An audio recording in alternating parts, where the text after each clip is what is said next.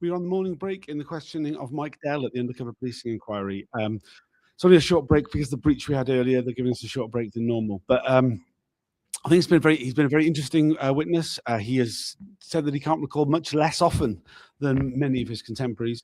We heard quite a lot about how he wound up certain deployments. He claimed that he ended the deployment of HN77. He said he had trouble justifying a number of others. He would have shut down HN60, HN3, which is Dave Evans and Jason Bishop.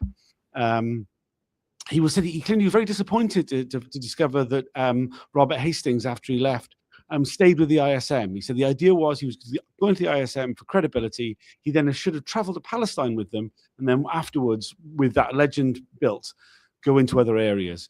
He said that he wanted more tasking from E Squad because they were because of the aftermath of 9/11. That he only wanted one left-wing undercover officer.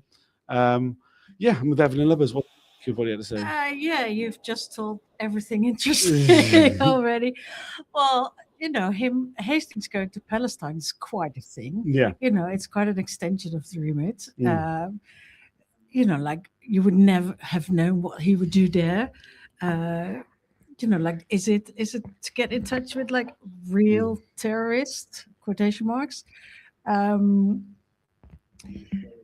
And knowing, it sort of adds to the character of Rob Hastings, who was a foul character and who's just interested in being lazy and chatting to former members of the movement, and having a very coercive relationship with the neighbor of the neighbor of that person.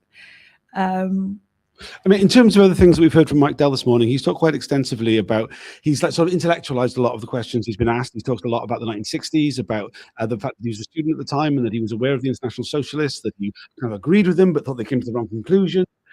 He's given a lot of long answers to certain questions, but not really given, often avoided actually answering the direct question. Yeah. He wants to give the impression that he agrees with the ideas of many groups, and that they were often misunderstood. That aiming for a revolution doesn't mean putting the guillotine on Westminster Square. So he kind of gives the impression that he did not agree with many of the postings because they were groups that, like once you know what they're about, you don't need to keep an eye on them because you know what they're about. Which is quite a different view from, well, we haven't really heard many views from other undercovers or managers, but he seems to have an idea about things. It's difficult. He claims to have liberal ideas, kind of, but you never know whether that's in hindsight. To give a good impression here, he's pretty arrogant as well. He thinks highly of himself. He's trying to impress Meeting with his, being an academic. I mean, I think one of the most interesting things he talked about was that he said that he would have only looked to destroy one of the groups that was being infiltrated. That was No Platform. He said it was more about the idea, the notion, the concept of No Platform, because that was about shutting down other groups, so that he would have destroyed that group. But he's also the author of the file note that he wrote in the aftermath of the confrontation with Simon Welling's HM118 by members of Globalised Resistance, where he offers out to Janet Williams, the commander of Special Branch, the option of a destructive operation against Globalised Resistance. Yeah, but then on the other hand, he now says, well, how could we disrupt or destroy Globalised? We couldn't. That would have been unlawful. He then says what he would have done unlawfully. He said he would have smeared them. Yeah. He said, I wouldn't know how to mount a destructive operation against Globalised Resistance lawfully. Unlawfully, I would have smeared them.